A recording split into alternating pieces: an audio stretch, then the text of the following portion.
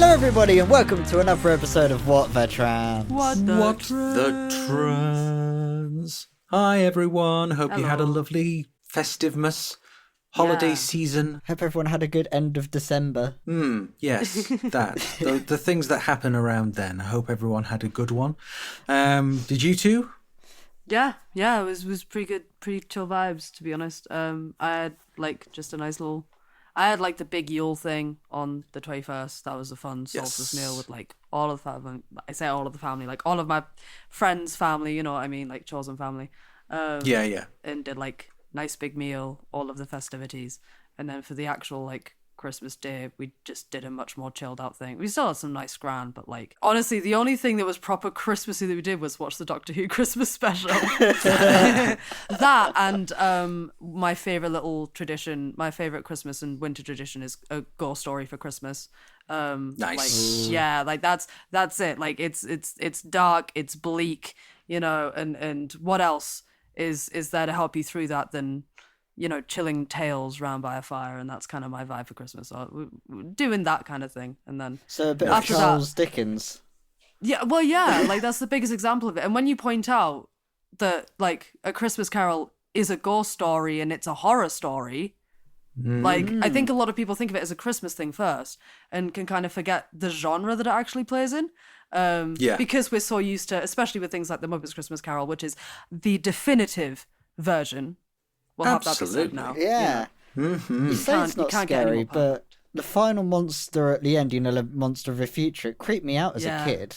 Oh, yeah. No, I thought the final monster at the end of The Muppets Christmas Carol was Michael Caine's singing voice. Stop and look around you.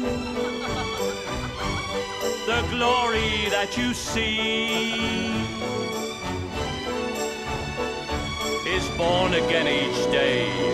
Don't let it slip away. How precious life can be. Yeah, so I know what you mean about ghost stories at Christmas. It's a classic genre. My favourite Dickens ghost story is The Signal Man. And they did a really good version of it. Yeah. A BBC one with Denham Elliott as the Signal Man. It's, years and years old now. Must have been the 70s or the 80s or something. But it's just fucking great. So yeah, love The Signal Man. Check it out. That's Ashley's literature recommendation of the week. What did you get up to for Christmas, New Year's, those vibes? Similar to yourself, honestly. We did the big meal and exchanging presents with chosen family, the kind of, what we joke as the wider polycule. Yeah. So, we had everybody around on Yule and we, exchanged gifts. We just got a couple of house presents, which is really nice because, we're a proper fucking household now. Yeah. Christmas was a chill one. We planned the food. We had pies, 3 different pies. Because mine's got to be gluten-free and Nadia doesn't eat meat and Lexi didn't like ale or mushrooms, so we couldn't just do steak and ale pie. So there was a whole thing. We had 3 different pies for a good reason. I like that though. I like the we're all having the same thing but fine-tuned to our particular tastes. It's beautiful. Exactly. And New Year's was particularly good because we've got a roof garden here, but it locks at 10:30. So I had a conversation with one of the guys from the building management place, and he did that thing where he told me, hey, listen, you're not supposed to do that. But if you were to do that, and you were to do this, and then do this other thing, and then be aware that we wouldn't have any way of, following up on it, we don't sit and look at the cameras, we wouldn't be able to find out, and you wouldn't get in trouble for it. But if you were to do it, here's how you would do it. Love that. Okay. Love that. Yeah. Man on perfect. the inside. Definitely. And it was pissing it down. It was such horrible, horrible weather on New Year's Eve, but we all took our brollies up and a nice wireless speaker and watched the fireworks from the 9th floor at 12 o'clock because the entire horizon explodes. Oh. And I've got my hand in front of me like I'm holding an umbrella right now. Not quite sure why. So it was pretty wet, but it was also pretty great. And then we came back downstairs and, had a little bit more to drink and finished off some of the food, and then that was that. Everybody went home and we went to bed, and I crashed straight out for like 9 hours. Nice. So, Impressive. How about you, Alex? No, yeah, it's been a pretty good end of December's, one would call it. We had a month's worth of leftovers after we fed about 10 people madly for a whole day. So that was lovely. It was all very chill, and as Flint did, I very much enjoyed the Christmas special of Doctor Who. Which there may even be an episode of a Patreon exclusive show of your second or third favourite trans news podcast all about the Christmas special. Wouldn't that be fun? Just before we get into the news then, what did we get? Did we get anything nice? A particular favourite present? Actually, I got two. So one that really was just a massive surprise, and I didn't really expect, and I was kind of like, Tina, what are you doing? My partner's mom got me an air fryer. Ooh. And I was like, what? Are you sure? Is this a mix-up? But my favorite present, the present I was like, oh, that's so fucking cool, and I love that so much. My partner got me 2 like book leaflets that are stocked full of UK rave flyers from like 1990 through to like 2000. Nice. And yeah, it's like, this is something that I would have not have thought to get for myself. But fuck me, is that so not up my street that like I'm like, oh my god, that's so cool. Instantly started info dumping, being like, oh my god. Like, yeah, it's great. There's like one general UK one, then one London one, and then there was another that was had some slight difference to it. I'm trying to look over to where they are, even though I can't see them, as if that'll help. but yeah, that was my favorite, because I was like, that's so cool. And yeah, that is an extremely you present, I must say. Oh, it is. It is. And 9 times out of 10, and I love this, I love the fact that I'm kind of easy to buy for, because 9 times out of 10, people will see a fun, weird green trinket and be like, oh, get it. But it means that when I open up a present or something and I see it's not something green, I'm immediately like, ooh, what have you done, you maverick? Very good. It's still always really nice. Like, I'm never going to be unhappy to see more of my favourite colour. What did you used to get? Mine wasn't too interesting. Usually, we don't really do too many presents at my place, but I'm always happy to see a large bunch of chocolate to go through for the rest of the month. So I've got a shit ton of chocolate I'm still going through. I've consumed about 1 kilogram's worth of chocolate so far already, and I mean literally. I've had an 850 gram bar, because they no longer do 1 kilogram bars at Cadbury's anymore. They only do 850, which is an utter shame. And then I had some chocolate seashells, Lindor. God knows I've gone through it all, and I need to lose weight again. I mean, that's what Christmas is about, isn't it? Putting on the weight that you'll spend the rest of the following year trying to get rid of just in time for the next Christmas. If you want to. And if not, then that's fine too. Yeah, well, I've got to stay where I am, basically, because I'm going to be a bridesmaid in a few months, and we've got the dresses. Ooh. And so I have to be able to fit into it. So I'm very specifically trying not to overeat. Yeah. And I'm so snacky. I'm a very snacky person. Like strawberry bonbons and these little gluten-free chocolate tiffin things I can get at the co-op. And I need to not do that. I need to not be myself about it. So I can still fit into the dress in a few months' time. But for Christmas, we just do Secret Santa in my family. Ah, that's cute. Yeah, I only have to buy one gift. So I got my mum a jigsaw, which she loves. She loves jigsaws. And I got like an off-brand Lego model of the Titanic, which that's super on-brand for me, let's be honest. Yeah, I love that. So a little while ago, Lexi got herself an absolutely pristine condition mini disc player from the 90s. Oh. Yes. But Nadia swung into the junk shop in Manchester City Centre and picked up another couple of them quite cheaply. So they were not pristine, but they are functional. And I once we kind of presented Lexi with one of the other things that she got from there, which is like a unit for a sound system that's a mini disc player. So it's like a mini disc That's so cool. section of a stereo, basically. So we plugged that into the sound bar. And after some special brownies over Christmas, people very much enjoyed The Wall. Absolutely. On mini disc, the live version of The Wall on mini disc, but also another couple of players. So it wasn't strictly speaking a Christmas present, but it was something I got around Christmas. And every time I've left the house, I've been like, "Ooh, what mini disc am I going to play for myself?" And it's like a nice shiny blue mini disc player, which is almost identical to the one that was stolen out of my car many years ago. So I'm glad to kind of spiritually reclaim it, at least. Yeah. But then for a house present, we got like a really fancy like food processor unit from Nadia's parents. And it does everything, this thing. It chops, it'll do you can make chips with one of the units on it. You can do, smoothies and stuff. It's just all these different attachable units onto this one thing. Yeah. So it takes up quite a lot of space in the kitchen, let's be honest, but it is also super useful. So, yeah, every opportunity we've had to try and use the machine. Ooh, let's use the new blender, just to kind of prove to ourselves that it's a good thing to have. Justify its space on the countertop. Exactly. So, yes, lovely time. Lovely time all round. But you know what's not been a lovely time all round? Oh, yeah. Trans news. Yeah. Oh, actually, no, before we do the news, there's some action you can take to fight back, and we're going to highlight some of that with Action Alley. Hell yeah. Yeah.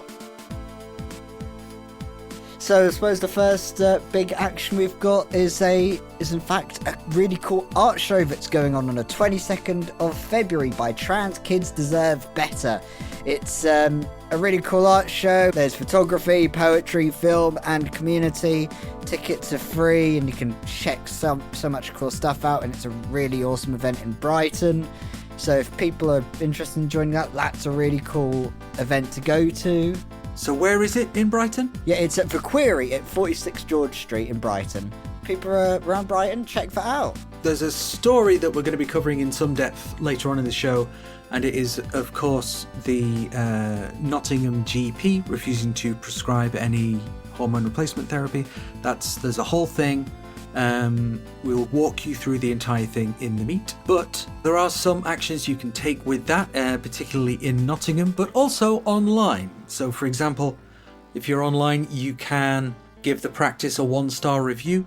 You can leave a review on their Facebook page stating their actions, although that might not be available anymore. I seem to remember that you're not able to do that anymore on their Facebook page because they've switched it off somehow. Or you can also leave a review on the NHS's official website. And that's all aimed at the Jubilee Park Medical Centre, and more on those in a little bit. And as of the time of releasing this episode, if you're in Lincoln around lunchtime, go to Lincoln Crown Court at 12 p.m, as there is an emergency noise demo to demonstrate against forcing Zoe Watson to the men's wing of the HMP Peterborough. She is a GRC and is forced into a men's prison. She's been kept in basically solitary confinement unjustifiably, and it's just a really horrific story. So if you want to make a noise about this and you're in Lincoln, head down there. There's going to be a big demo and make your voices heard. Which day is that? It is Monday the 13th of January. Oh, so the day of release of the episode. Release, so yes, if you're able to get to Lincoln today, dear listener, I'm sure they could really use your help. And finally, great folks at Transactual have a survey that's now been out. You can tell them about your experiences, and they're going to use the results from this survey to advocate for trans people on a national level with MPs and many other organisations. And there's also a chance to win a £150 gift voucher if you take part in a survey. So this one's open for everyone in the UK, so check that out. And alongside that, I think the CS Hear Us campaign is still around, where it gets people to talk to their MPs in person or over the phone. So we're going to link some more of those details in the description as well, if you want to check those out too. Lovely stuff. Thank you very much. So, it's now time for the thing that obviously we're all super excited about and always so ready to get into. The news. Yay. But to start the year off right, let's talk about someone having some principles. Zoe Hughes is a member of the Exeter City Council and until very recently did so as a member of the Labour Party. However, Hughes has in fact now quit the Labour Party bit and did so because Labour's stance on puberty blockers and young trans people's healthcare was, quote, a policy I refuse to stand by and accept. In an article for BBC News, Hughes said, as a queer person, I have often felt alone and marginalised within society. However, I historically have felt that at least the Labour Party had my back. They also said that there would be increasing self-harm because of the decision on puberty blockers in an already vulnerable and marginalised group. They added, we have let the LGBT plus community down and I want no part of it. There is no LGB without the T for me. It is that simple. Hughes was elected to the Pennsylvania ward back in May and will now serve the area as an independent. And if, like me, you're only just remembering that there is a Pennsylvania within the UK and not just the US, then me too. I didn't know Labour had that much reach into America. Yes, indeed. I was so confused. Jeremy Corbyn does quite well in Detroit. It's really good to see someone just do, like, the obviously, like, right thing that we often keep asking and stating of Labour politicians. Like, if you disagree, if you want to say that your party is on the side of social justice, then challenge. And if you are recognising the same signs that we're recognising, maybe reconsider your membership. Mm-hmm. Exactly. So it's, if you can't push any further because it's just too shit, then resigning or quitting. Resigning in protest. Yeah, also, resigning in protest. But also, I think it's also really good to see someone using they, them pronouns in a big city's council. Yes. Right? Yes. That's pretty cool as well. No, definitely. Getting the visibility out there. So the BBC article in question did quite a lot of elaborate sentence construction so it wouldn't have to use the they, them pronoun. You know how you can construct your sentence a little bit more loquaciously. So you then don't have to say they or she or he or whatever, if you just overwrite your sentences a little bit. So that was definitely happening. I think the they, them pronoun was used like 2 or 3 times in the entire article. It always makes whatever you're writing look so much more like AI and like you don't know what you're talking about, because you're having to like use these awkward side steps around. So it just breaks up the flow and you just look a bit more incoherent and a bit more like you don't know what you're talking about at best. At most, you tend to look like a bit of a dick, to be honest. Who knows, maybe as the BBC writer was writing that article, they then put it through ChatGPT to say, make me say they, them as little as possible. But I've just read it and I think it's literally twice. They, them has appeared. And then immediately after they mentioned their reasons for puberty blockers, they just stonewalled with a bunch of, but this is... And then tried to debunk the person, despite that not being their place to debunk stuff. Yeah, quite. So they kind of brought a load of stuff into the article that the article wasn't about. Yes. You know, the article starts talking about puberty blockers, and it's like, well, that's kind of beyond the remit of the story. I get it that you're providing context, and I'm sure that's, that would be, if you were to ask the journalist in question, they would say, oh, well, you got to provide the context.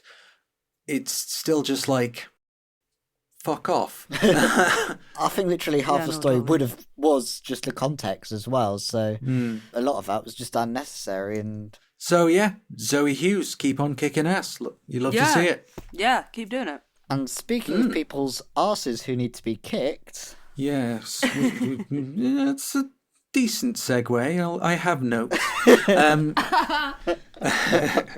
So from something that's quite positive and principled to something which is neither of those things. You may know the name Alistair Henderson. He's a lawyer who's been involved in several legal cases, including Bell v. Tavistock, and is currently on the board of the EHRC as the Joint Deputy Chair. Over the years, he's made some of his beliefs quite obvious. He's worked for Christian Concern, and up until 2021, he was a vice chair on the board of trustees of the charity Lawyers Christian Fellowship. Although he resigned from that role not long after Translucent covered his connections to the gender-critical movement and the many conflicts of interest involved. So let's have a look at that, shall we? In case you were wondering what flavour of religious the Lawyers Christian Fellowship are, their annual report from August 2020 stated that several members of the LCF had travelled to mainland Europe to attend a symposium hosted by the Goddamn ADF. Yes, the Alliance Defending Freedom, the American extremist Christian anti-trans, anti-women's rights crusaders for Gilead, who've been designated as a hate group by the Southern Poverty Law Centre. The LCF also promoted the work of the ADF in targeting UK companies to promote extremist Christian views in the workplace. The videos for this are still linked from the LCF's website, along with a booklet for the ADF, and we'll provide those links in the usual place. The booklet also has the LCF logo in the bottom corner, so it looks like the two organisations worked on it together. Now, as a trustee, Henderson could not possibly have been unaware that the organisation he was on the board of was engaged in these activities, and he was on the board at roughly the same time as being involved in putting the case together for Bell v. Tavistock. He has worked intimately with the Alliance Defending Freedom, and thanks now to the fucking Tories, he's at the very heart of the Equality and Human Rights Commission, which is a little bit like promoting a wolf to His Majesty's Sheep Inspectorate. After his promotion to the EHRC board, it looks like it was his idea for the EHRC to stick its oar into the Forstater versus Centre for Global Development case, the one the gender crits like to say enshrined their beliefs as protected by the Equality Act. Now, I bring all of this up because Henderson has been up to his old tricks. There was a case heard at the Court of Appeals back in December where a gender-critical mother has gone to court and attempted to stop her trans son from receiving any transition-related medical treatment. And you will never guess who represented the mother's side in the court case. Yep, it was Henderson. The case, referred to as O versus P and Q, seems to have torn the family apart. The young person is Q and is now aged 16, meaning Gillick competence doesn't apply because that's for people who are under 16. It looks like his dad has his back and is supportive, which is good to see. We'll include some links to the details of the case because if we start getting fully into the details of it here, we'll be here all day. But in a nutshell, the mum wanted to prevent any transition-related healthcare because it was, quote, not in the best interests of the child. But this hearing ended with the ruling that Q will be assessed by Gender Plus, after which the mother may choose to take it back to court, but the court made no ruling on the treatment itself. So the gender critters get to have that argument on another day. Given the links Henderson seems to have, I think we can assume that funding another legal case for the mother is still very much on the table. Any time that Henderson or the EHRC comes up, I get a shiver down my spine because it's just it's so antithetical. The name inherently these days is a disgusting manipulation. It doesn't stand for the things that are in the name, the title of the thing, because of the actions of the people that are running it. And I think that with the change in party, there hasn't really been any change in direction or motive. That there's just a change of, honestly, it feels like a change in PR campaign. It feels like a change in the way that they're doing it in terms of they're trying to be like, no, but really it's nice, that it's fine. We're supporting you, really. Instead of previously where it was, get him out. No trans people allowed. You know, like it was very like blatant on the nose, you're a danger. Whereas now it's done in this sort of mealy sort of, you know, we want to thing. keep people safe. Yeah. It's all about safety. Yeah. Got to look after people. It reminds me of, so with people like Henderson being involved in the Equality and Human Rights Commission, it reminds me of So the Japanese in the Second World War called their empire of nightmares and slavery the Greater East Asia Co-Prosperity Sphere. Yeah, you know what it reminds me of every time I hear EHRC? It reminds me of the Ministry of Love. Yeah. Every time. It reminds me of the Ministry of fucking Love. And, like, that's why I get the shiver, because it's just like, I immediately think of John Hurt being tortured. You know perfectly well what is the matter with you, Winston. You've known it for years, though you've fought against the knowledge. You are mentally deranged. You've never tried to cure yourself of it because you did not choose to. It was a small effort of will which you were not ready to make. My brain goes to there's this Doctor Who episode with the Seventh Doctor with like the planet where everyone has to be happy and sadness is The Happiness Patrol. Happiness Patrol. yeah, That's it. yeah. Good episode. You look rather unhappy about something. On the contrary, just admiring your handiwork. Miserable looking thing, wasn't it? Our thoughts exactly. And what about you? Are you happy? Well, she's happy and I'm happy. I'm glad you're happy. But what are you doing here? You don't look like locals. In fact, you look like killjoys. Are we visitors just here for the night? What are killjoys? You must be from off-world. All right. In future, stay in the specified tourist zones. Sorry? You may go. It's like, yeah, everyone's equal. Blah, blah. Oh God, like, and and talking of leadership, we were like, oh yeah, we'll see what Labour does, and we were like, oh yeah, once we see how if they change the leadership or what happened when contracts expire, and then Faulkner was renewed. So it's quite clear that Labour's actions for where equalities is going is just in the same direction as the Tories with no change whatsoever. All they're doing is trying to pretend they care in reality. Well, the Happiness Patrol. Your third badge, Silas P. 45 killjoys to your credit. Impressive work. I'm very happy. I'm glad that you're happy, ma'am, but it's 47, actually. I do the counting. Thank you, Silas P. So a couple of things I want to point out as well. Obviously, Henderson and people like him are not done yet. They're going to carry on doing this stuff. And the playbook is similar to what we've seen in the United States, right? Fire up as many court cases as possible, throw it all at the wall and see what sticks. Yeah, it's legal attrition, essentially. Yeah, good phrasing. It basically is, you know, it doesn't matter if they hit the heart, if they hit the head. The point is, you keep getting cut by the shrapnel.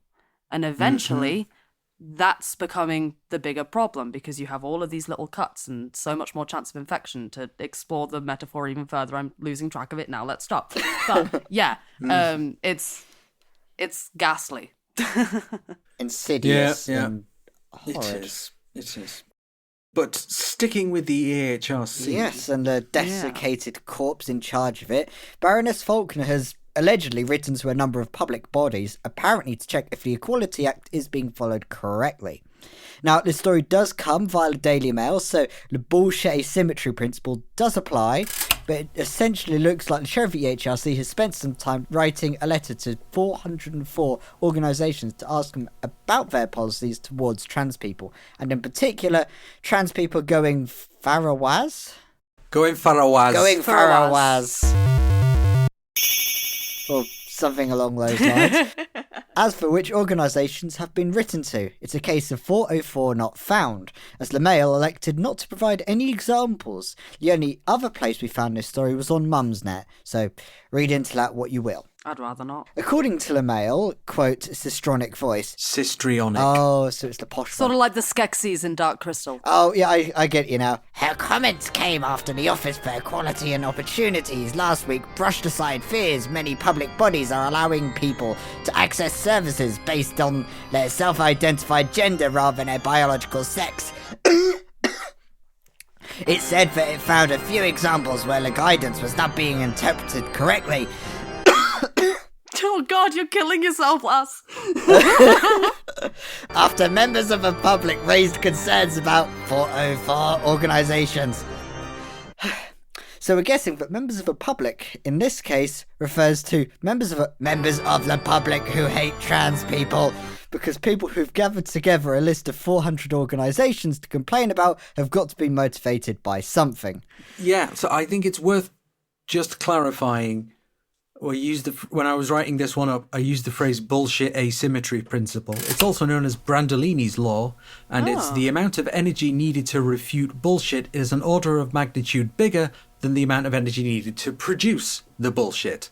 Right? I've heard it referred to as a gish gallop. You just kind of overwhelm your opponent in a discussion with nonsense, with fake news, with non-fact, rather than getting their own argument. For a perfect example of this, any clip of Ben Shapiro will do. Yep. Yeah, no, not happening. Not putting one in here. No, sorry. And if you want the best clip, actually, if you want the best example of Gish Gallop, look up the trans guy that plays Ben Shapiro's own game against him, and you see the man just caught like a rabbit in headlights of blue, pink, and white. It's beautiful. Yep. Yeah, very nicely done, that one. Speaking of people that are way too online, our next one is taking us to the AI-filled fields of Facebook. Mark Zuckerberg, I'm making meats now, smoking these meats here, has announced new guidelines that do away with independent fact-checkers and also explicitly allows for people to refer to queer and trans people as mentally ill. Note here that Meta still doesn't allow disparaging comments about mental illness overall. Yet again, trans people are singled out as an exception to basic human dignity. Zuckerberg. Yeah, someone asked me, do I smoke meat? I'm the meat chef. Has decided this based on the fact that, well, everyone seems to be doing it anyway, so why bother stopping them, right? No, really, if you want the actual quote, it is this. We do allow allegations of mental illness or abnormality when based on gender or sexual orientation, given political and religious discourse about transgenderism and homosexuality and common non-serious uses of words like weird. Sorry, I had to actually stop myself from throwing up a little bit when I had to read out the word transgenderism. Ugh. Yeah. So tell me that doesn't sound at least a little bit like it's normalized now and I need the engagement more than I need integrity. In general, Zuckerberg Set the charcoal up and you set the wood chips up and then smoking meats, grilling meats, good smoky flavor. has decided to emulate Elon instead of doing anything that would indicate he has any sort of spine. How do we feel about the new rules that all of our aunts and uncles are likely going to be completely unaware of?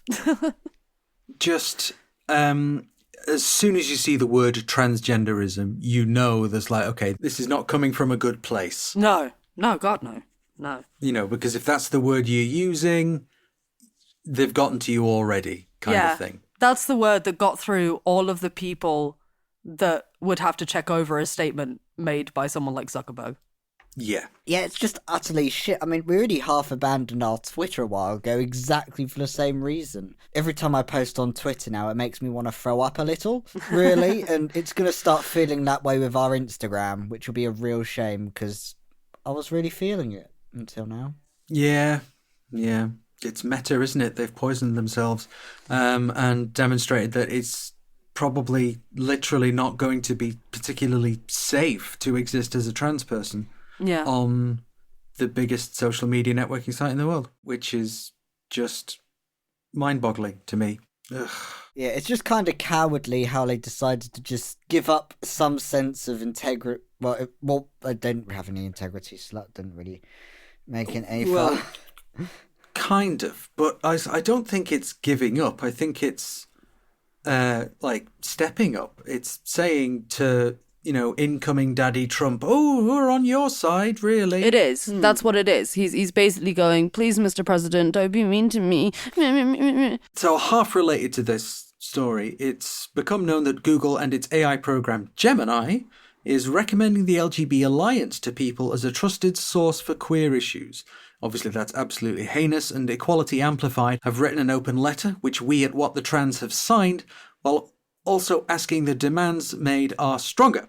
But we are happy to provide support to any efforts to have the LGBA and its ilk prevented from harming people, and we will of course provide a link to the letter in the description.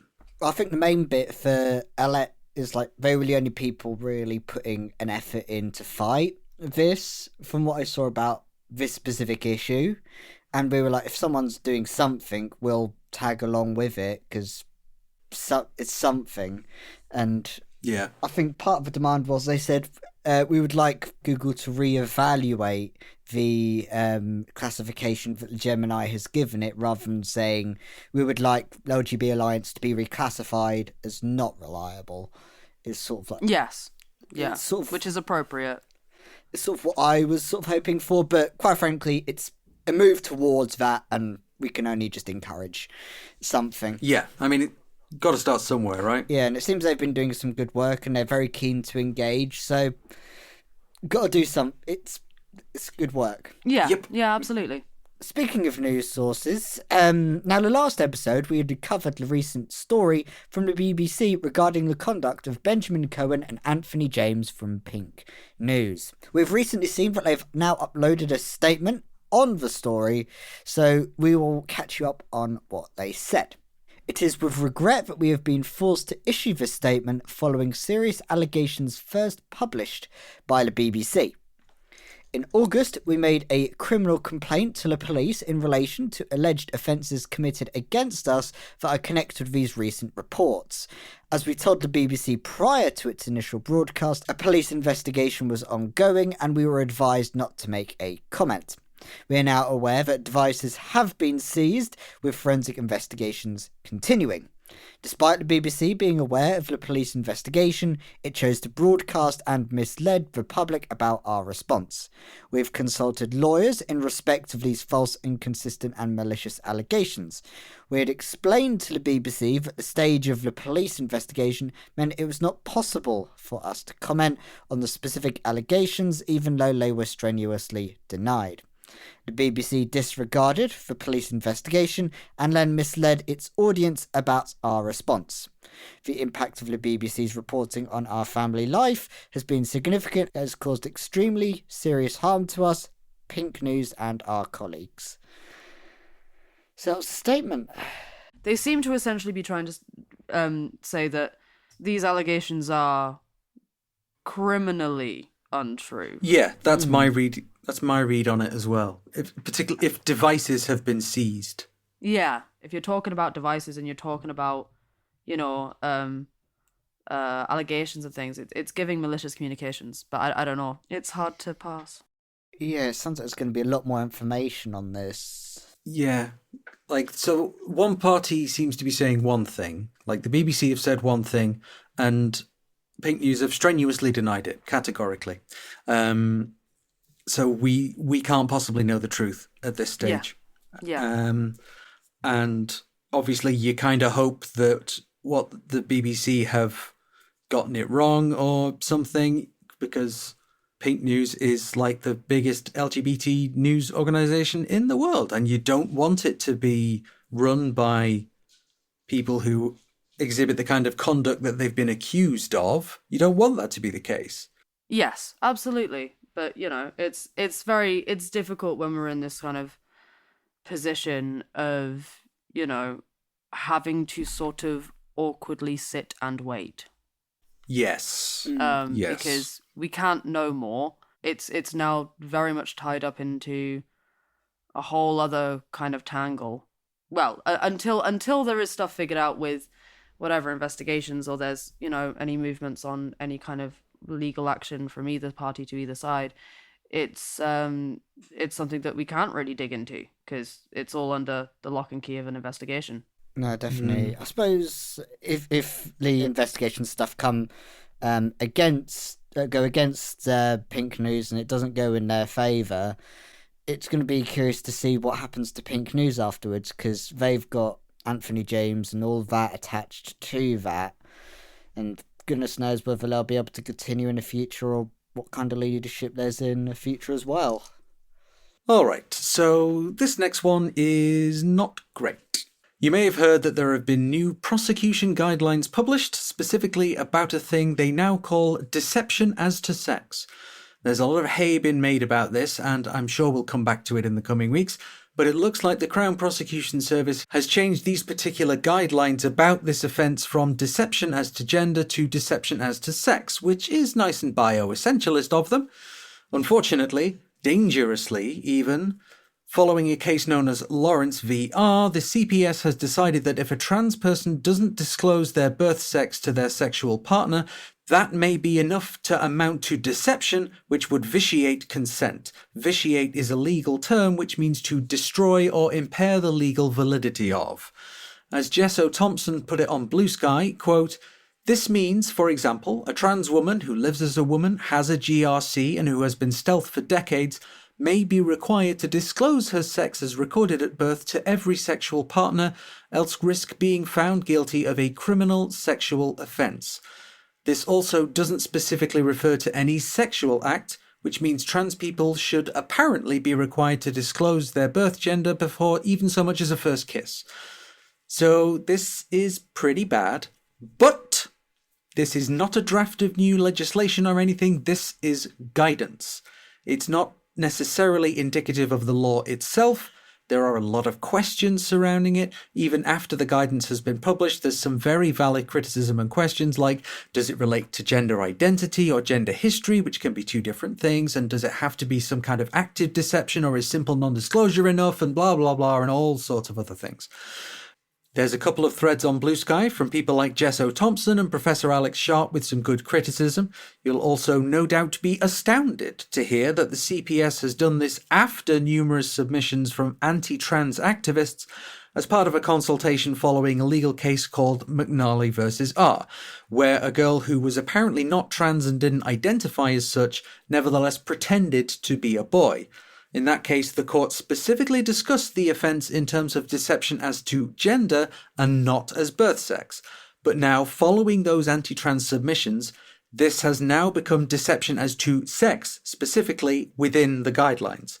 We'll include a selection of the links in the usual place, and I do recommend looking at those threads I've mentioned and the page where the CPS talks about its methodology and demonstrates conclusively that their entire framing has been led from an anti-trans position. We have the receipts, the CPS published them.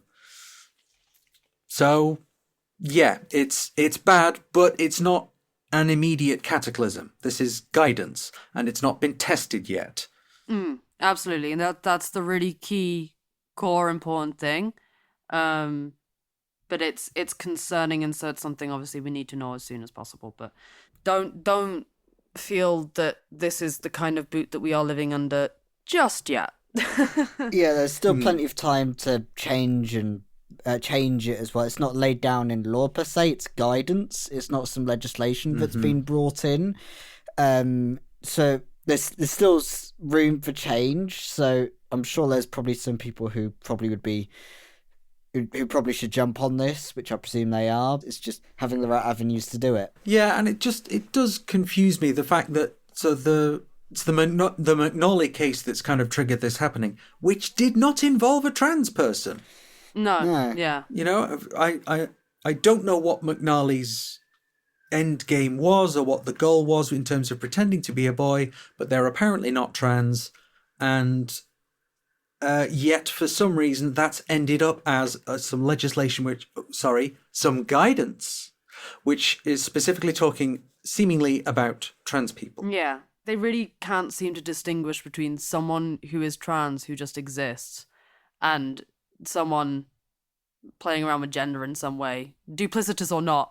Right? Like, there's a very big difference between those things. For me, it demonstrates that they can't make changes the anti-trans wankers can't make changes through law. They've tried it for the Conservatives and they've failed. All they can do is this insidious crap where they have to go through consultations and lawfare in order to get their way.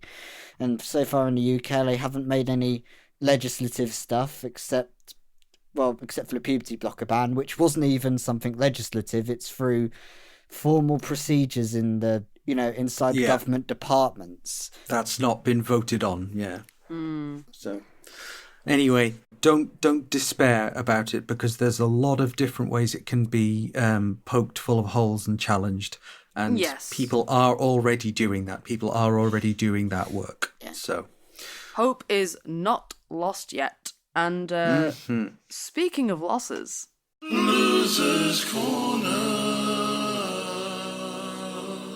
As part of our Christmas catch-up, in this edition, we have 2 stories for Losers Corner, each shining a spotlight on when the anti-trans movement steps on its own rake.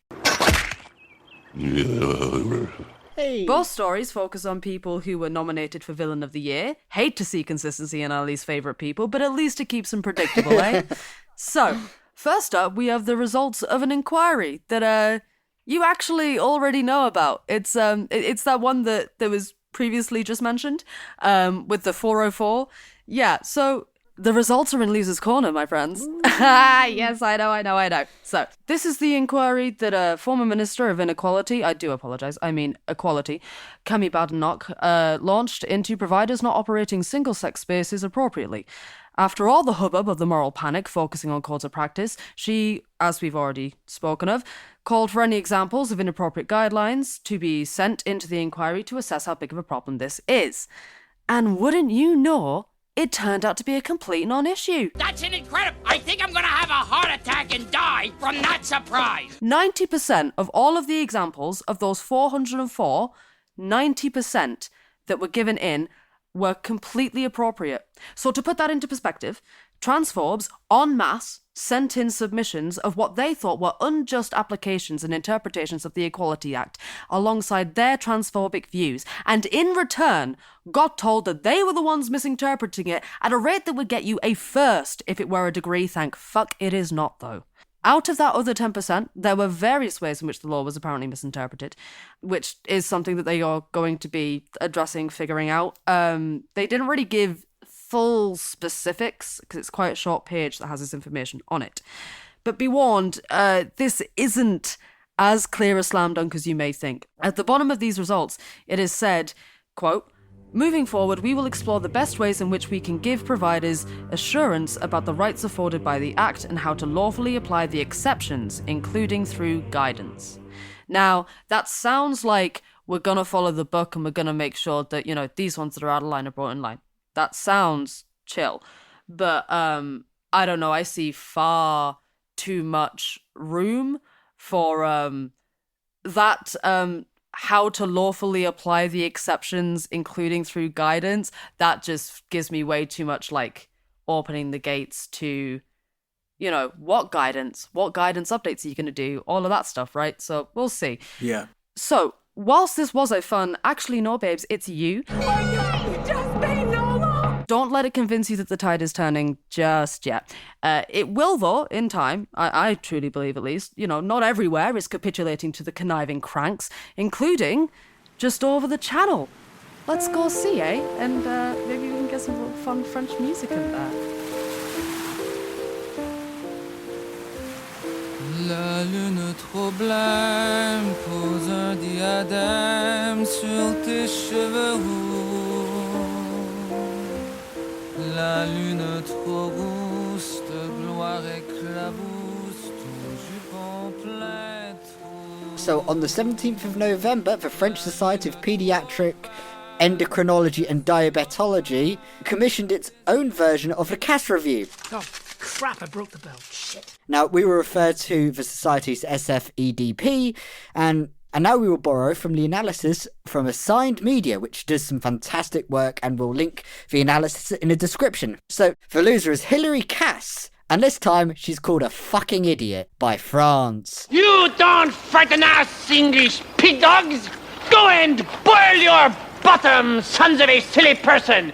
Zut alors. But essentially, it recommends the opposite of anything the CAS review says and stands in stark contrast with it. It also duplicates the same results as the German review of it. They show that gender-affirming care is the way forward and that puberty blockers should be used. And on the topic of social transitioning, the French review completely ignores debunked research from Kenneth Zucker, the stupid fucker, who pushed suppression. The review instead offers information on how to legally change names, tucking, binding, and more. It doesn't even balk and freak out at the idea of giving trans kids HRT. HRT! It even says the international consensus is that if a kid wants it, you can provide them with HRT. A complete dream compared to the nightmare that Cass, the pain in the ass, throws down our throats. Now go away or I shall taunt you a second time. Oh my god, I want to live in France. Yeah, honestly. It's just, this is the thing, right? This is a reasonable, well-adjusted view to have. This is how it just should be done, right?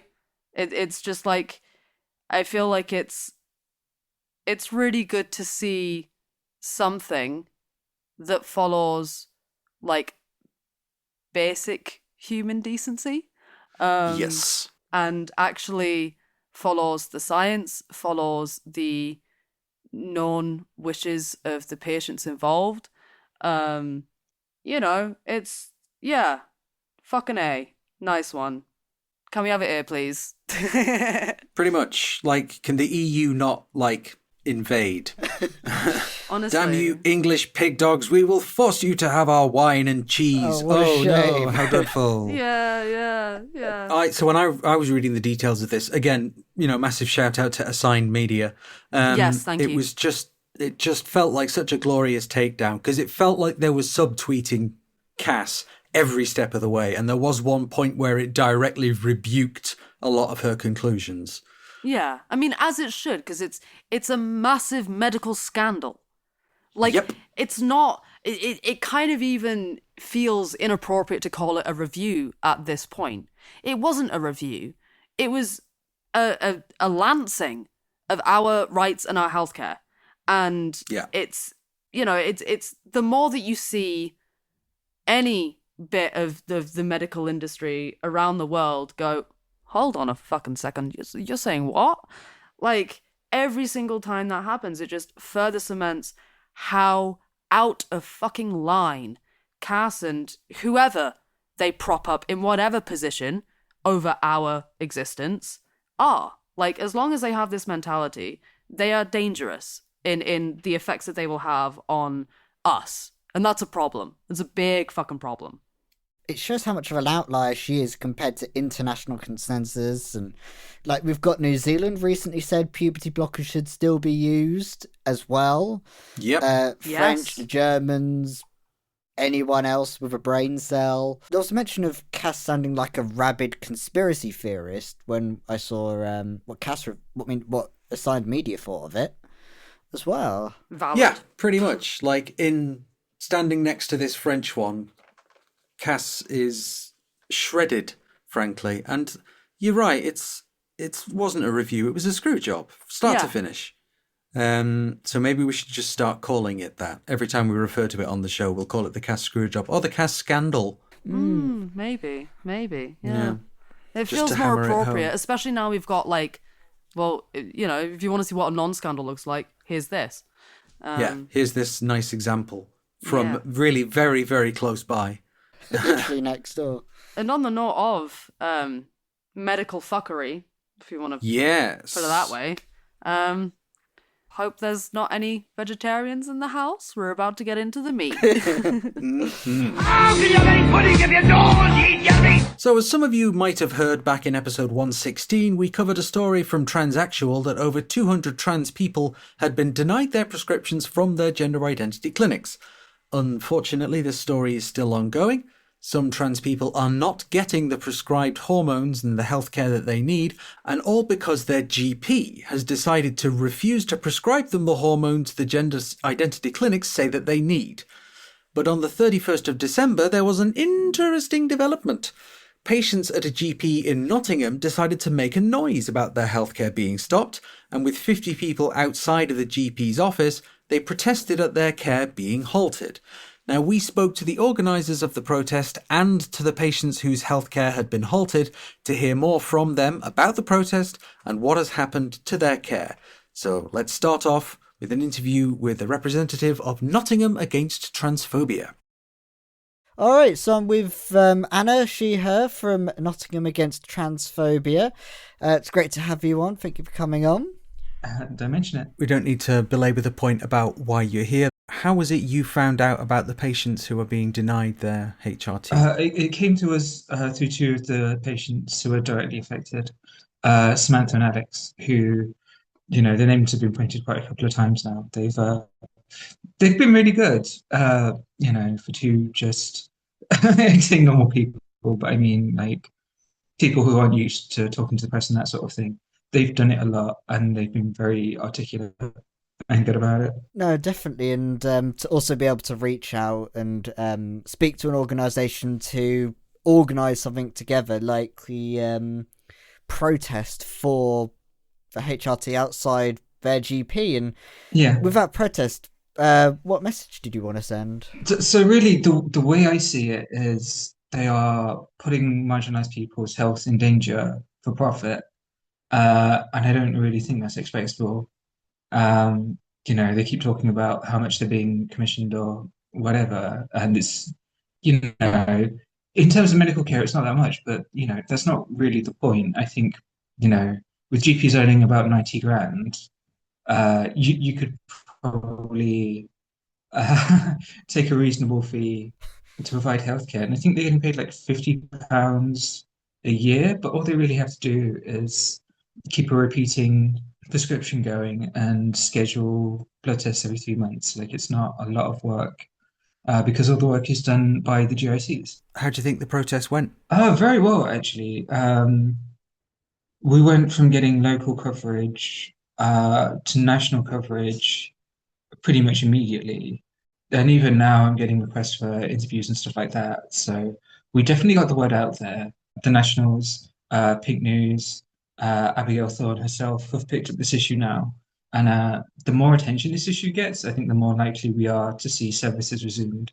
Yeah, it's been a pretty great reception. It's been picked up everywhere, and I suppose the one person who really does need to pick up the message from these protests is the GP. And have you had much of a reaction back from the GP? The GP's stance at the minute is it's not their problem, basically. And there are people debating that within the NHS. So yeah, they were commissioned by the IBC to do these services.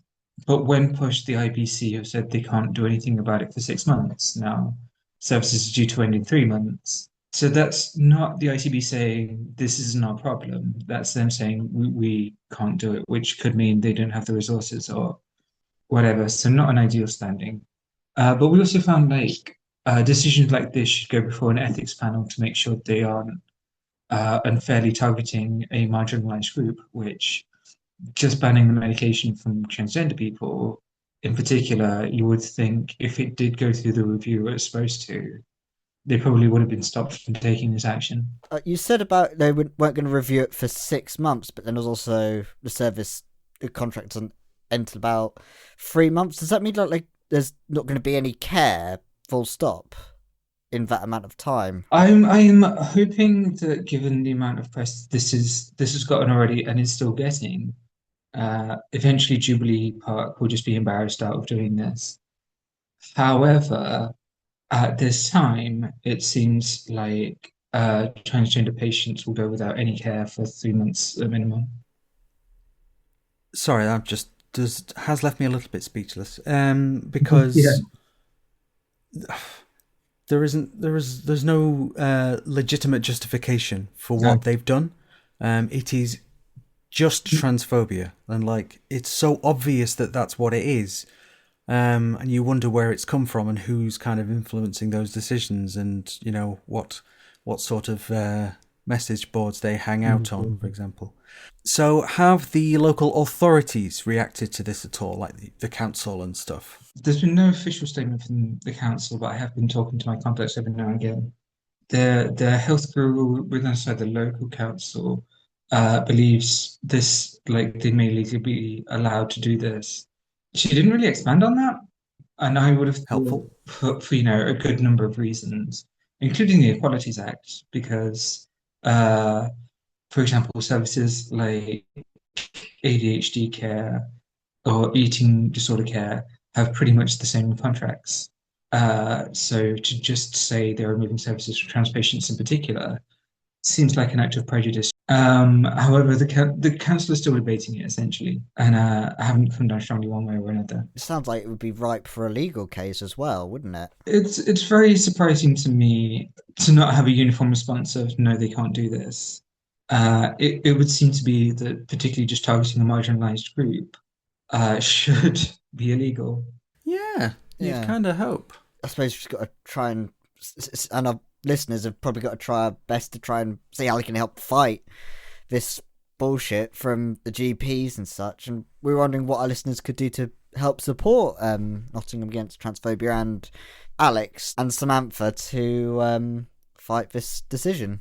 It is a tricky one, because you'd have thought with the amount of press this has got, that would be enough to dissuade Jubilee Park, but it hasn't been so far. One thing we're suggesting people do is start handing out the GP one-star reviews on places like Google Maps, on the NHS's review site. They've turned off their Facebook reviews now because they were so bad and correct. So that's one thing your listeners can do. Another thing is just to follow Not Against Transphobia on Facebook and Instagram, because if we do decide more action is needed, that's the first place people will find out about it. We'll make sure to share any extra details on ways our audience can fight this. If you go onto either of our social media, it has instructions on how to leave negative reviews where people can warn other people about discriminatory practices by this GP. And if it was me and I had a choice of two GPs and one of them was removing necessary medical care from the marginalised group, I'd probably pick the other one. Pretty straightforward, honestly. It wasn't the longest interview we've ever done, was I it, think Alex? we're still getting into the swing of things from that week and a half off from interviews. So it was an easy way to dip your toes back in again. It was nice to be seen as not hostile, because from what she was saying about how every single interview that she's done about this has been with a hostile interviewer who's, demanding that she explain what a woman is. Yeah, challenging. Yeah, exactly. Not being an asshole. It's really that simple, isn't it? Honestly, yeah. But yes, that was a nice little interview, and now let's move on to talking to the actual patients themselves, which you two did this interview, didn't you? Yes, and it was actually full with a lot more revelations and details than we first anticipated, safe to say. We're with Alex and Samafi, who's patients of the clinic up in Nottinghamshire. How are you both? Tired. Exhausted from dealing with this all over Christmas and New Year and continuing into 2025. Yeah. Stressed. Anxious. All the bad feelings, really. I suppose we've been chatting with other news outlets about this whole story with the GP's care and such, and them withdrawing your much-needed healthcare. How did you find out about the care being withdrawn? So this has been going on since the end of November, when I had a gender clinic appointment where I knew that they were going to suggest I switch medication. So I went to my GP and said, I obviously had heard news about this happening in other parts of the country, and I'd seen what Transactual was doing, and all the advice that they were giving. So I went to my GP and said, look, these were my blood test results. I've got an appointment tomorrow. They're going to recommend that I change. Will you support me to change? And they said yes. And then I had the gender clinic appointment the next day, and they sent the recommendation, and they held on to it for 3 weeks, telling me that they weren't sure if they could do that. So that was the GP surgery. You held on to that recommendation from the clinic. And then the week before Christmas, I got a phone call from the practice manager informing me that they wouldn't be switching my medication, and they would be announcing to all their trans patients that they won't be continuing healthcare. And then that letter got added to our records. We let everyone that we knew know, but some patients will only have just found out because of Christmas post. If they're not checking their online records, they won't have, well, hopefully they won't have seen it over Christmas, and they would have been able to enjoy their Christmas. The letters have now arrived, so everyone who is a patient of that practice should now be aware that they won't be getting any care after April. So how long had you been receiving this care for, either of you or both of you, with trans supportive healthcare from there? I have been with them on hormones for 3 years. I have been on HRT with the practice for 4 years. So since I joined the practice, essentially, I've been on HRT with them. And I was discharged from the gender clinic 2 years ago. So until now, on hormones with no problems at all. So what was the standard of care like before this? Did you feel like you had a pretty good relationship with them? Did you feel treated respectfully? It's GP surgery. They treated me for stuff when I saw them, but generally I hadn't seen any doctors at all about my trans healthcare.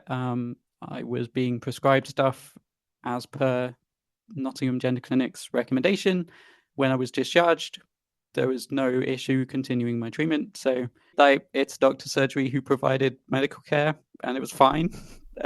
They just did their job, and that's all I can really expect. For me, I approached them about doing private shared care, and they agreed to do that. So they started me on hormones after private diagnosis. I mean, the comments were made about the cost, but they did it. Then the NHS took over after I got seen by a gender clinic, and that was fine. Earlier this year, they supported me with chest, like a recommendation for chest masculinization surgery. So, like, generally speaking, until this, personally, it's been all right. It's almost seemed like a complete heel change for no reason whatsoever. By the looks of it. Compared to the stories that we've often heard about the way that GP officers can sometimes be regarding trans healthcare. I've got my own experiences there. It really does feel like quite a sudden 180. This feels like an obvious question, but how did you feel about the care being withdrawn? Just, I honestly, it was almost a month where they were making a decision, as it were, where they told me that they weren't sure if they were going to do it, and then we were waiting for this final decision. And until that phone call, I was still convinced that it would all get sorted out.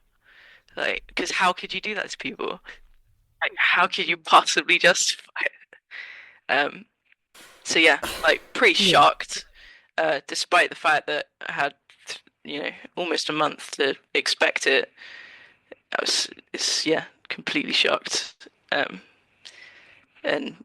it's been incredibly stressful trying to work out what to do, and obviously we're having to submit complaints and now and the protests that got organized, and on top of this, working out just being off at Christmas, and pretty devastated really for me. Like, having received problem-free gender-affirming care from the practice for years, and being discharged from the gender clinic. So unlike Lex, I don't have a person and a regular appointment. I'm not having 6 monthly appointments with the gender clinic to talk about my care, because it's fine. I'm on a stable treatment. I don't need to talk to them. So to hear from my GP, we're cutting you off, we're not giving you any gender affirming treatment after April, go sort it out yourself, has been pretty awful. Especially since for me, I'm on a testosterone blocking injection regularly every 3 months, which, if it stops, I'm particularly concerned about experiencing the reversal of some of the feminizing effects of blocking testosterone and being on estrogen. So not getting that is really, really quite upsetting. That I've put in all this effort for so many years to get to where I am, and to be really, really, really happy with myself and with the gender affirming medical pathway that I've chosen to follow, and then to be sold, so like, if you can't get access to this medication, you might be experiencing detransition. Sucks to be you, and this whole completely handing off of responsibility to the gender clinic, who can't provide prescriptions and definitely can't administer 3 monthly injections for their thousands of patients, which across the country, might I add, like, there are thousands of patients who don't just hail from 20 minutes up the road in a different part of Nottingham, but are traveling in. So I suffer from anxiety anyway, and this has been absolutely horrendous. Like, we say it's ruined our holiday season, but it really has. Like, we have spent most days of our holiday periods writing complaints and trying to get people to listen, liaising with various parts of the NHS, but unable to really affect the change that the GP practice would like to happen, because we are just patients. We don't write funding documents. We don't have any money to move around. We can't do anything apart from kick up a fuss. Bringing up the notion of kicking up a fuss, we're here talking because this has gotten to the point of a protest. How did you get to the decision of that? How did the idea of that come up? How did you get the ball moving, I guess?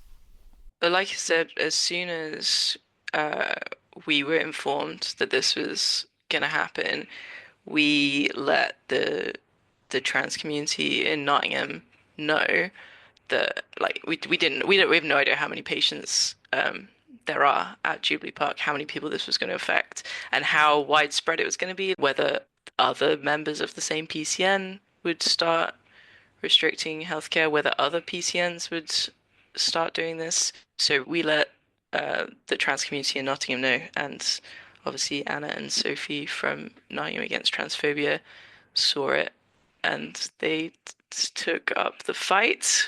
It's been amazing to see the support for us, and I think it's really important. Like you said, it doesn't feel like there has been much in the way of resistance and protest about this happening across the country, because, like you said, Nottingham is by no means the first. It won't be the last place to be doing this. Yeah, and the protest was a huge success. Like, so many, for New Year's Eve, with so little notice, in a suburb of Nottingham, where everyone had to get the bus out to join us. It was, fantastic. So we probably saw around 50 people standing outside our GP practice on New Year's Eve. Nottingham Against Transphobia and Lex and I collaborated on writing a press release, which we put out to a number of different places, including the Nottingham Post, which is the local newspaper, who sent a journalist, and really from there, it's kind of snowballed. People are interested. People really want to hear from us. And Nottingham Against Transphobia have been helping a huge amount to help us with this collective action. Helping us get in touch with other patients at the practice, as well as helping us talk to press and helping us with other resources. And they've been absolutely fantastic. Yeah, it's just been everywhere all of a sudden. Have you heard much from the GPs yourself after all this has happened, or are they still remaining silent? I'll go first with my point, which is no, which seems bad. Like, I found out about this because a letter appeared on my online records, which I looked at and went, what? And I have had nothing. I've had no contact with a doctor to talk about my healthcare and how this affects my health at all. I've not been given the opportunity to speak to anyone. We've seen the press release that the Jubilee Park has put out, which is essentially the same as the letters that we received. It doesn't contain any further information and barely contains any advice for patients other than it's the gender clinic's problem. Go talk to them, because apparently they can do something which they can't. And that's the only advice from, my doctors about the cessation of my healthcare without my consent. Well, it's now been 38 days since the gender clinic recommended a change in medication, and the GP has not informed them yet that they won't be doing it. So they've told... This is atrocious. So they've told me that it's the gender clinic's responsibility, and they won't be starting me on... It's basically a switch from testosterone gel to testosterone injections. That's what I'm trying to get. They've told me that they won't start the injections, that the gender clinic needs to start the injections, but they haven't informed the gender clinic that they won't start the injections yet. I did make an appointment, a non-urgent appointment, just before Christmas, after the gender clinic wrote a second letter asking that they, provide these injections for this 3-month grace period, because I can't get anything immediately, even if the gender clinic were gonna magically take over everyone's care, which I don't see happening. I need a change in medication now. Even DIY pathways wouldn't be quick enough. Exactly. Like, there's no other way for me to get it other than from my GP. So I made an appointment, and it did not go well, but it culminated in the doctor involved drawing a comparison between transgender people getting healthcare from their GP and shoplifting. Oh, What? could you elaborate on that a little bit if you don't mind? Exactly that. Like, they As in it's thievery to ask for HRT from your GP? Yes, it was compared. You wouldn't go into John Lewis Oh. and shoplift. Was the statement made, and it's basically the same thing. That's disgusting and egregious, especially considering both of you are asking for very standard, normal, non-complicated parts of very, like you aren't asking for big, complicated, outside of the norm kind of treatments. This is very, very bog standard, cookie cutter kind of things. This should be handled so nonchalantly. That comment is wild. And healthcare that they were providing previously, that they decided, no, we're not, and then saying all of a sudden the care that they were providing is suddenly shoplifting. Yep.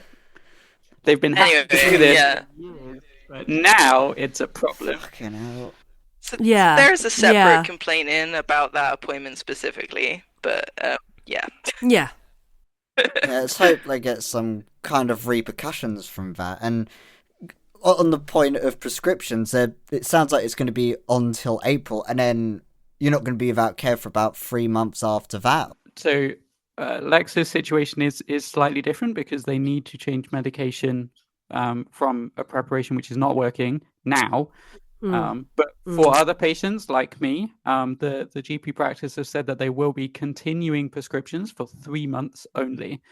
This 3 months is apparently considered to be an acceptable grace period for patients to find another place to find their medication. And like I said, the GP practice have just said, go talk to the gender clinic. They need to fix this for you.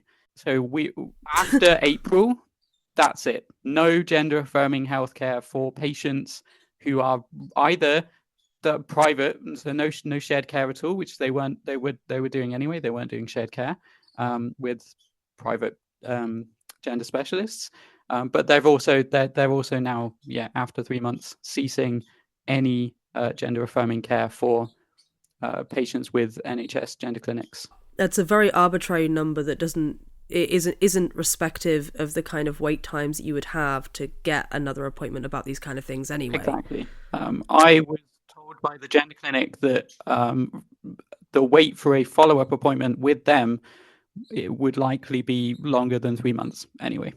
So yeah, just to see the gender clinic, who, again, I remind you, cannot issue prescriptions or solve this problem for me, it would likely take longer than 3 months just to see them, and talk to them about this problem. However, we have talked to the gender clinic outside of an appointment with a medical clinician situation, and they are being super duper helpful within the capacity they have to help us. But in 3 months' time, I'm not going to be able to access those prescriptions, nor any other patients who might be affected at this GP practice. You picked up your prescription yesterday, which was more stress. Yes, we heard down the grapevine that patients at Jubilee Park were picking up their regular prescriptions and finding that they were suddenly due a medication review, which meant picking up my prescription and Lex's prescription yesterday. Terrifying. Like, I was really, really nervous. My heart was racing. Went to pick it up from the pharmacy, and lo and behold, both of our medications are up for medication review. I know that mine was not due until March because I recently asked at the practice before this whole situation happened. And yet suddenly jury review. So yeah, don't know what that's going to be like. But it seems that they're already making moves to remove that access to care, or at least make it more challenging with more hoops to jump through. Hearing all of this fully laid out, it seems incredibly deliberate. Do you think that this is just people following orders, so to speak, or do you feel this is more of an ideologically driven situation? I think, well, we are fairly confident that this situation has arose as part of the British Medical Association's collective action, which is an encouragement from the BMA for GP practices to refuse to do anything that they are not explicitly commissioned to do and funded to do. So that includes things like private shared care and a lot of other bits and bobs. This refusal of care is a misguided following of that collective action. Other things that they are refusing to do, such as refusing shared care with other NHS specialist treatment, might have a clinic that's attached to a hospital who can do prescriptions for patients that can no longer receive them from their GP. But for trans people, that doesn't exist. You can't get your prescriptions anywhere other than your GP. Yeah. So I don't think that it is specifically and primarily anti-trans motivated. I think that the practice are so far down the rabbit hole of collective action against the NHS in their disagreement over funding that they have blinded themselves to the human impact of what they're doing. Yeah, we were informed that this decision also impacted people with private ADHD diagnoses, that they would stop treatment for that, and type 2 diabetes as well. Type 2. But I'm under the impression that is a much longer running, that they've been trying to set up an alternative clinic for the past 9 months or so, for diabetics. Yeah. Well, yeah, I mean, for when it comes to diabetes, I think the stigma is different, and it is a much more humanized condition than the existence of trans people as people, or the I would even go so far as to say ADHD. I think it's a lot easier to argue that we shouldn't be handing out things like Ritalin and whatnot than it is to argue that you shouldn't hand out insulin. So what plans do you have, or do you have any plans for how you're going to handle being without? So I've already talked about my concerns about not receiving my testosterone blocker. I'm hoping to speak to the gender clinic about estrogen monotherapy and whether that would work for me. So that's just being on estrogen and using your estrogen levels to block your testosterone. Obtaining estrogen on the internet is relatively easy and not at all legally problematic. My intention is to remain at the GP practice in order to continue being an issue for them. I want this problem to be resolved. I want them to realize the error of their ways, and I want them to resolve this for other patients. And I feel like leaving the practice and finding somewhere else in Nottingham who are happy to continue issuing the same medication that loads of other people get for conditions that aren't gender incongruent. Yeah, I want them to resolve this problem. I feel like obtaining what I need is low risk enough, especially since I'm on a stable dose and I have been for years. I just keep taking what I'm taking, and use that to hopefully encourage the practice to not forget that I exist. But obviously that's a concern still. I would really rather that my healthcare was administered with the oversight of a medical professional and not just myself and my community. Although I'm saying it's relatively easy to obtain and relatively easy to administer for yourself for a feminizing HRT, it's not what I want. I don't want to be in this position. I want to be able to see my doctor, and I want to feel confident that they're confident about treating me for what is super basic healthcare. Like, you prescribe me some Yeah. gel and occasionally check my blood tests and then look at them and you go, oh yeah, this number is between these two other numbers, just as it has been for the past 4 years. Should we continue what we've been giving you? Yeah, great. That's fine. I'm happy with that. That's absolutely okay. I can do that myself. However, I'd rather that somebody with a medical degree did it. I'm not sure at the moment. Because I need to change medication. I need to explore moving to a different practice, which I'm very nervous about doing, in the sense that I don't want to move and then discover that this just happened somewhere else. And now I'm going through the same thing, but with a different GP practice. Although, with all of the support that we have seen and all of the information that we've been given about how healthcare is funded in Nottingham, that feels like, since like after New Year, that does seem less likely than it did before Christmas. The GP practice suggested that I go private, which I think is completely inappropriate, especially given the the socio-economic impact that being transgender can have. And I had to pay for top surgery privately, so I have loans for that. I can't afford to go private for hormone treatment as well, especially after waiting 4 years on NHS waiting lists to be in this position. Yeah. It's just ridiculous. The GP surgery has confirmed that if I chose to DIY my medication, they would treat me for any acute injuries I did to myself by self-injecting, which is very nice of them. What? So I explicitly asked, I said, if I hurt myself while self-injecting medication, what are you going to do? They said, of course, we'll treat you. So, thank you very much. Oh, that's so dystopian. For the injury, they won't treat you. They won't be like, oh, you're injuring yourself by injecting yourself. No. We'll do the Yeah. No, but they will Right. treat any Yeah. injuries. Which, yeah, that's a ridiculous statement. Yeah, and obviously the DIY scenario, the legality surrounding that is different when you're transmasculine or trans man, which brings in different risks, and also you're in a different point and area of your care from Samathy, so it's a different level of risks that you're taking on as well in that scenario, and it's freakish, really, that any GP is putting you in a position Exactly. like Like, that. I had a problem with my blood test results. I feel like I really could do with the oversight to resolve those problems. But again, I feel the same as Samathy. I can't take this lying down. We're not going to stand by and let the practice do this to people, and we don't want them to feel like they can get away with it.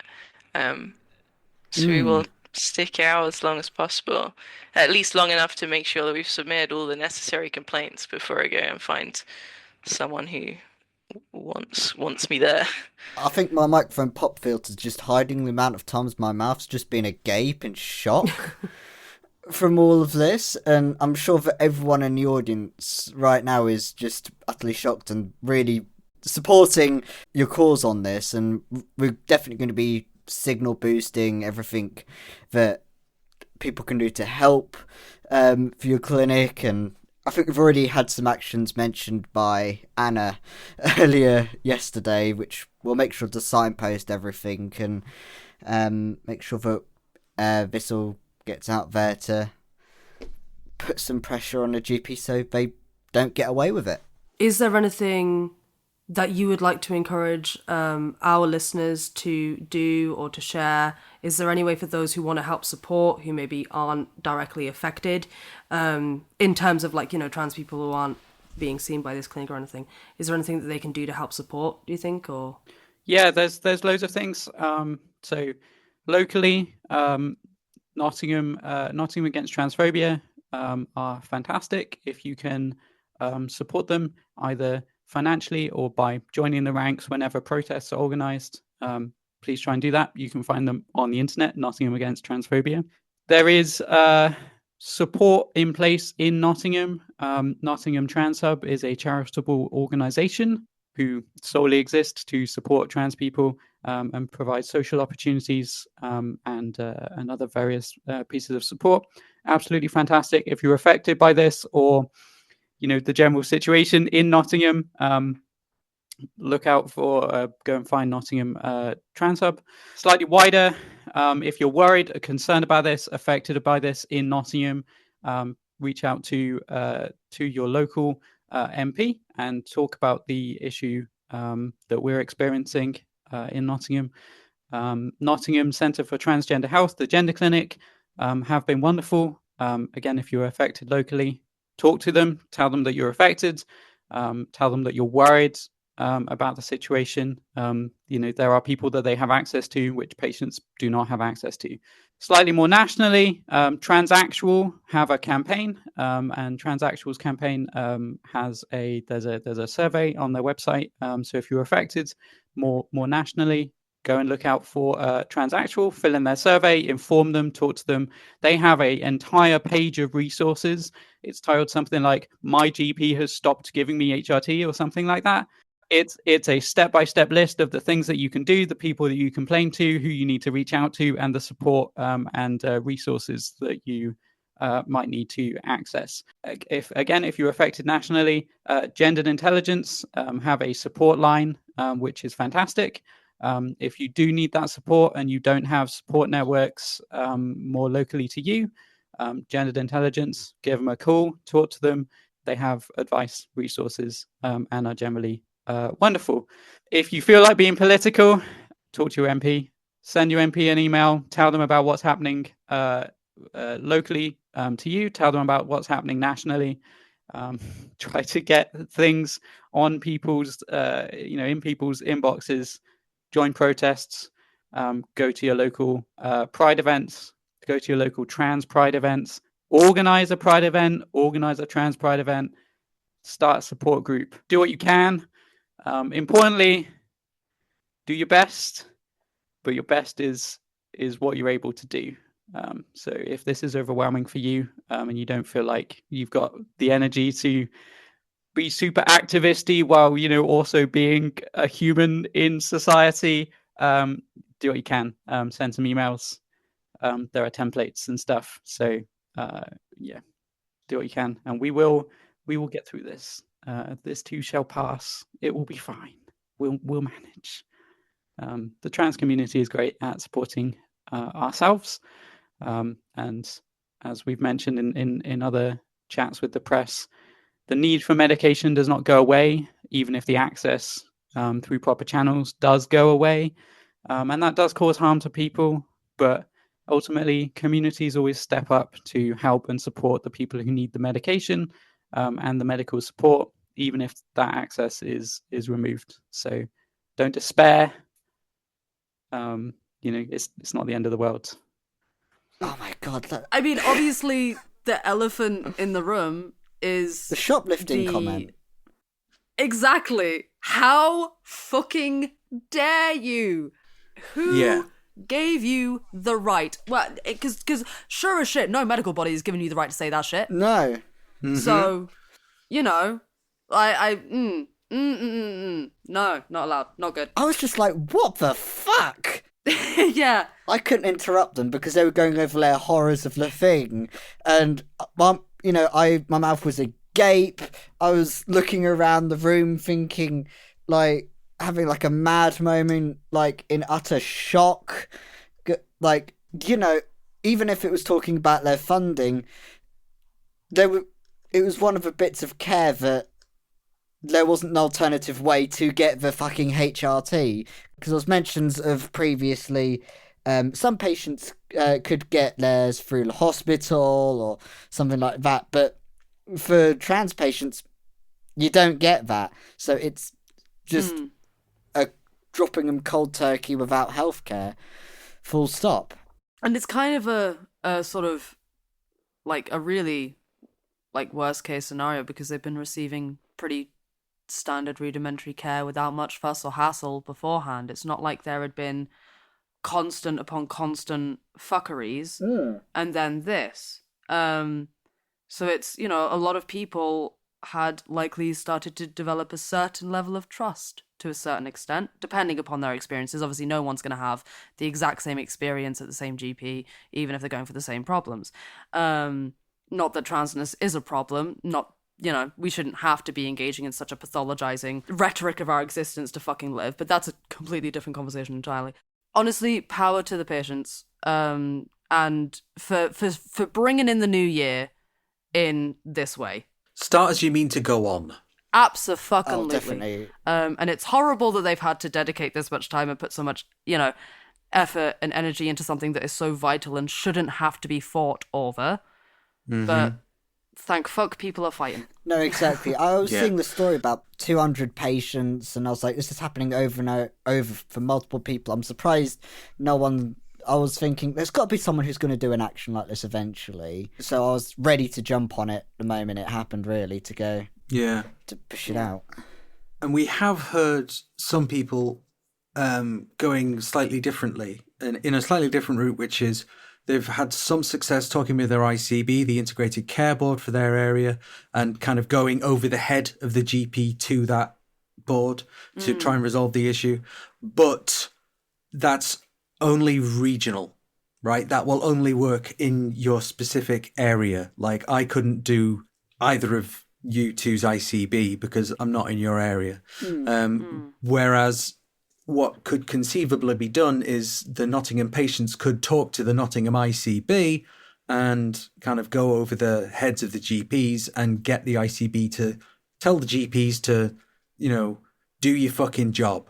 Yeah, there's a bunch of trans healthcare groups in multiple different NHS trusts who helped work with trans patients through this as well. And the people I've spoke to, they only saw it in specific regional areas and have been unaware of other NHS patient groups that have come together nationwide to sort these things out. They haven't really spoken to other folks. So if anyone's ever part of a patient's group, we know some folks who'd probably be interested in getting connected up and get in touch with us, and we'll put you in connection and see if we can get some more coordination, because they were looking at putting up training for GPs to learn how to work with gender identity clinics if they had this particular situation where they dropped cold turkey and so on. A little bit of extra action if anyone's ever interested. You know where we are. Yeah, and even if you just want to see how things are shaken out, go give some love to Nottingham Against Transphobia. Hell yeah. In case you happen to somehow not be following transsexual, there's that. I feel like we've plugged it enough here that it's likely to already be a thing, but obviously they have their GP forms and available resources, including a page if you have had your GP, which obviously was plugged in the interview. Well, let's put him out as well, sponsor us. We don't take sponsors. No, it's, there's no hierarchy here. It's very flat structure. We all, we lift each other as we climb, right? That's the plan. Right. Okay. So that's a whole bunch of stuff we just threw at you. Some of it wasn't very nice. So let's finish it off with a nice chaser. Something lovely, something light, some trans joy for dessert. Take it away. Do you mean like a little bit of pud? I'll just get a sliver of pud, thanks. How much pud are we talking? Like, about that much pud? Maybe a little bit more pud than that, mate. Yeah, that's what I thought, mate. Oh, mate, maybe a little bit more than that, mate. And have some treacle pudding that will force down your throat whether you like it or not to make you happy. Whoa. Maybe not. Consent matters. That's some happiness patrol bullshit. So, as we mentioned very briefly earlier on in the episode, a review that was commissioned by the New Zealand government has found puberty blockers to be, you'll never guess, perfectly safe to use. They are described as a safe, effective and reversible form of gender-affirming care. Suck it, Cass.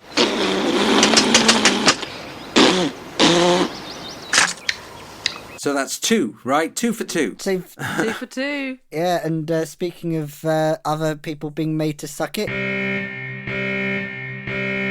its train companies as a top EU court ruled that gender should not need to be declared when purchasing a train ticket, as it's in breach of the GDPR. Which is ridiculous that had to be ruled on. I know, can't right? see when it... Yet again, being non-binary in a situation where people start talking about why you need to have your gender right down. I'm just like, but why? I don't get... Yeah, what's the point of this? Yeah. And also, Dr. Kaylin D. Zeiger has recently completed their PhD. Congratulations. Well done. Woohoo. Dr. Z. Cool. Yeah, Dr. Z. And Mayalise McCarkle has recently completed a radio play about 2 Canadian trans people who go to the UK to attend a World Lumberjane competition and inadvertently become the centre of a new moral panic. So keep an eye out for that. I'm listening the fuck out of that. That's amazing. Yeah. That premise I'm here for. Yeah, for sure. No, definitely. And speaking of folks in the UK, Carly Silvers is sending in their GRC application today, as of time of recording, 9th of Jan. Ah, congrats. Congratulations. Hope it all goes through on the nod. It's as painless as possible. And Ethel Cain has recently released a new album and is in the top 5 in Apple Music, a trans artist. We love to see it. Yep. The album is called Perverts, so yeah, check that one out. It seems like an interesting listen so far. I haven't listened to enough of it, but it sounds pretty cool so far. And from our very own team, our security director, Olivia, has recently announced her engagement. Congratulations. Congratulations, Olivia. Congratulations. Oh, it was so exciting when I saw that on the Discord. I made sure I was the first person to comment congratulations on the Discord there. Yep. We've all done it. And if not, you should do, team. Saying that, I might be calling myself out there. I'll double check. Can we quickly pop this into the Transdroid section? We have a wonderful new member of the transcription team that has been really putting in the effort to make sure that all of these episodes get transcribed. And honestly, just got to throw out some love to them. Some love to Becky. Thank you so much for that.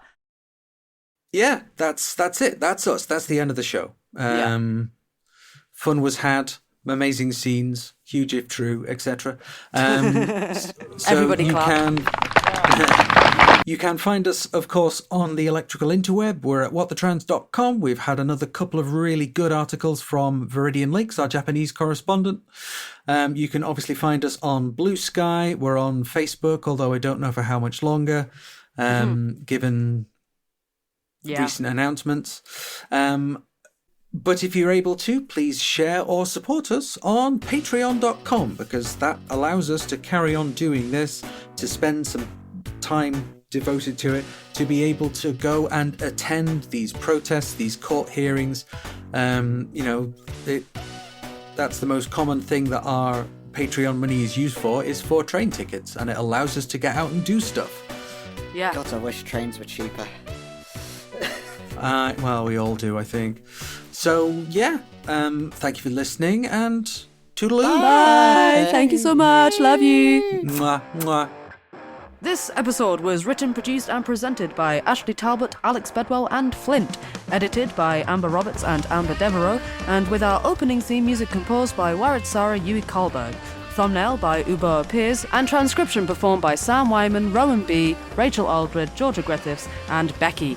Our Patreon producers are the main star of the show, though, and they are Lee Downs, Lindsay Cannon, George Simmons, Carly Silvers, B Squared, Smiley, friend of Candy from across the pond, the Socialist Party of Great Britain, 1904, Sarah, Eris, Tin Roof, Naystrom, Lex Phoenix, Sebastian Singh Soprano, Joe the Low Quality Endy, Andrea Brooks, Jack Edwards, Stefan Blakemore, Now Art, Needles and Threads, Flaming Daphne, Dr. McGee, Jen, Janeway, Katie Reynolds, Georgia Holden Burnett, Grabilicious, Muxafon, Root -1, Gray, Elizabeth Anderson, Bernice Roust, Ellen Meller, Jay Hoskins, Trowan, Ashley, Set Cab, Jane, Roberto de Prunk, Rose Absolute, Sarah, Cena, Kiki T. D. Sky Calais. Eric Widman. B. Jude. Mazius Gruel. Fergus Evans. Anubis a Jackal. Kamina. Brandon Craig. Break the system. Sean Phillips. Heidi Reardon. Ezra. Lentil. Clara Volume. Amelia. Samantha Raven. Ravenheart, bringer of the heavy metal. Tabitha Jo Cox, aka Candy. Fiona McDonnell. Murgatroyd. Ontologically unjust. Stella. Cindergauzer. Rebecca Prentice.